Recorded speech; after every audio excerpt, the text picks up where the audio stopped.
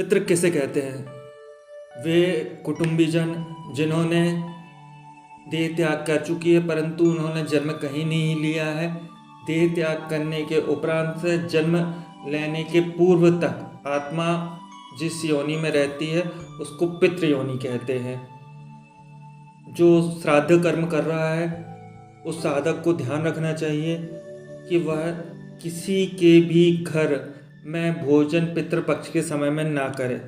सूर्योदय के पहले उठकर उसको नित्य कर्म से निवृत्त हो जाना चाहिए।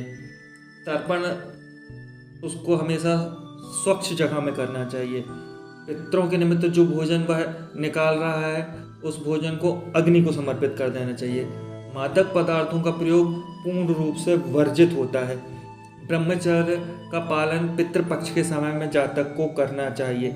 रात्रि का भोजन वासा भोजन करना निषेध होता है। किसी को अप्रिय वचन भी नहीं बोलना है। जातक को लड़ाई झगड़े से दूर रहना है। साथ ही किसी भी उत्सव शव यात्रा शोक सभा में जातक को नहीं जाना है। तर्पण करने वाले व्यक्ति को नई वस्तुएं गाड़ी घोड़ा कुछ भी नया नहीं खरीदना है। तर्पण करने वाले व्यक्ति को योग्य ब्राह्मण को या अपने पूजनीय होते हैं उनको दान देना चाहिए, परंतु वह योग्य हो तभी उसको दान देना चाहिए। सरसों, काला नमक, चना इनका सेवन नहीं करना चाहिए। पितृपक्ष के समय में जातक को दाढ़ी, बाल, नाखून काटना आदि कार्य नहीं करना चाहिए।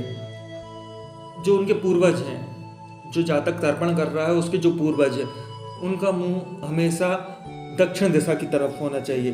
देवी देवताओं के साथ पूर्वजों की फोटो नहीं लगाना चाहिए। तर्पण करने वाले व्यक्ति को कभी भी दिन में नहीं सोना चाहिए। बिना पुत्र वाली स्त्री को भोजन नहीं बनाना चाहिए पितरों के निमित्त, या जिस स्त्री का एक ही संतान है उसको भी भोजन नहीं बनाना चाहिए। यह बात विशेष रूप से ध्यान रखें कि ब्राह्मण को हमेशा भोजन दोनों हाथों से कराना चाहिए। यदि आप एक हाथ से भोजन ब्राह्मण को कराते हैं या एक हाथ से उसको परोसते हैं भोजन, तो वह भोजन असुर ले जाते हैं और पितृ अतृप्त रहते हैं। पितृपक्ष में पंचभोग निकालना अनिवार्य होता है। सरसों की सब्जी, लौकी की सब्जी, मूली, खीरा जातक को खाना वर्जित होता है। तर्पण के समय दूध, काले तेल, जवा का प्रयोग करना चाहिए और पितृपक्ष में गुड़ और नमक का दान देना चाहिए। पितृदोष मुख्य रूप से दो प्रकार से होता है। पहला कुंडली के अनुसार और दूसरा जातक के कर्मों के अनुसार। तो आइए जानते हैं कि पितृदोष किन किन वजहों से लगता है, कैसे हम पहचान सकते हैं कि पितृदोष हमें है या नहीं है।